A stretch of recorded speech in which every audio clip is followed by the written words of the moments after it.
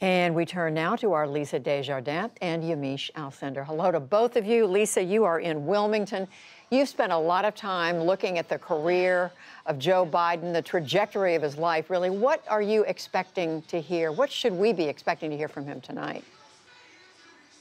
You know, Judy, tonight's theme officially is this: America's promise. And that's an important word for Joe Biden, the word promise. In fact, the two autobiographical books that he's written have that word in it. One he wrote in 2007, Promises to Keep. The other he wrote after the death of his son, Beau, which was Promise Me, Dad. So this idea of a loyalty, keeping promises, I think is what we're going to hear from him. But we're also going to hear more about that, what we've seen in his books and what sort of has sketched out his career, Judy, ideas of family. We know that's very important to Biden and his whole family, which he calls a family of strong personalities. Also the idea of honesty, positive values, a positive vision for America is something the campaign is talking about for tonight. And finally, resilience. That's something that we'll see throughout Biden's kind of biographical sketch tonight. And I think we'll hear him speak about his son, Beau, as well. But this is also a man, Judy, who is very ambitious. You know, a lot of folks talk about him running for president back in 1988. But if you look into it, Judy, he filed the papers to run in the New Hampshire primary 4 years earlier, 1984. So he has been seriously thinking about this night for 36 years. And here is his moment, and it's in his home state. So clearly this will be an emotional time, but this is a speech he's been thinking about almost his entire career. And really in connection with all that, Lisa, what are you hearing about highlights, messages from the convention overall tonight? You're there in Wilmington. What do you expect to see there? Right. We'll have a series of other candidates who were opposed Vice President Biden in the primary. Pete Buttigieg, someone that he's indicated he sees himself in, will be one of the last speakers before we expect sort of the Biden segment begins. Also, Cory Booker. Interesting, Judy, the program went a little long last night. Senator Booker was originally expected to speak last night. He will be speaking tonight. So, I think we hear about this idea of a positive vision. We'll see how much they go after President Trump or not. And speaking of that, Judy, we can say we have seen a few protesters here today. We've got a little bit of video earlier, just a dozen or so. They had some creative signs. Look at this. One of these signs saying "Total Malarkey, Joe." Again, just a dozen or so. Now that group is more like 50. And you can hear them a little bit from our position. Really no clashes, no problems with police. Also, though, another creative Trump supporter hired a plane and is flying around the site of this speech with a banner that reads, "Joe Biden is losing it." But again, this is not like other conventions where we've seen clashes or sort of intensity. I talked to some of these protesters, I talked to some Trump supporters, and right now there's a lot of sort of positivity.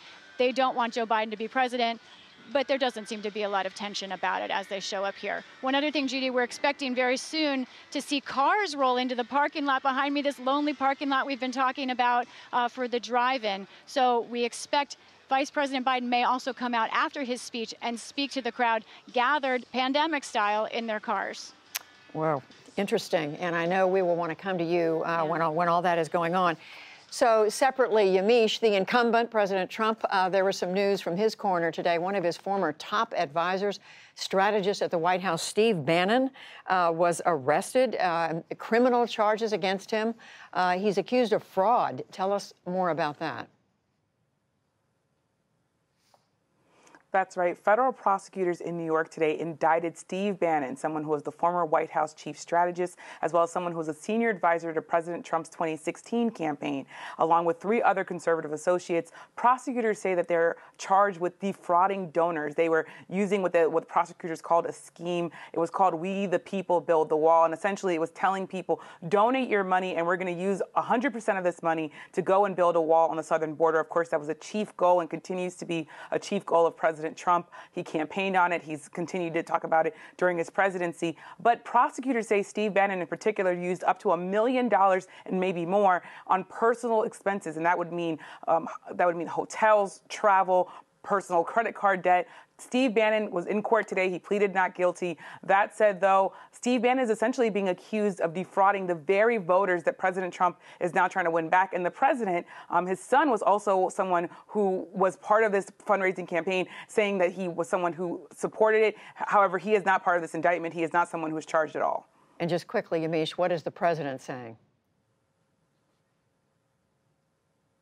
Well, the president's saying that he had nothing to do with this, that he didn't like it when he heard about the idea of a private wall being built or a private money being picked up or taken into account to build a wall. He said that Mexico would pay for this wall. He continues to say that even though Mexico hasn't. We should say that a senior Trump advisor also tells NewsHour that this looks like political targeting of Steve Bannon. The other thing to note is the president was in Pennsylvania today. It's very interesting because he was in Scranton, Pennsylvania, which is where Joe Biden grew up. He was making the case that Joe Biden is someone who is bad for Pennsylvania, that he's someone who will cancel family, cancer culture, that will upend and destroy families. So that was President Trump kind of hitting back at Joe Biden preemptively as Joe Biden prepares to give his speech tonight. He has not been quiet this week.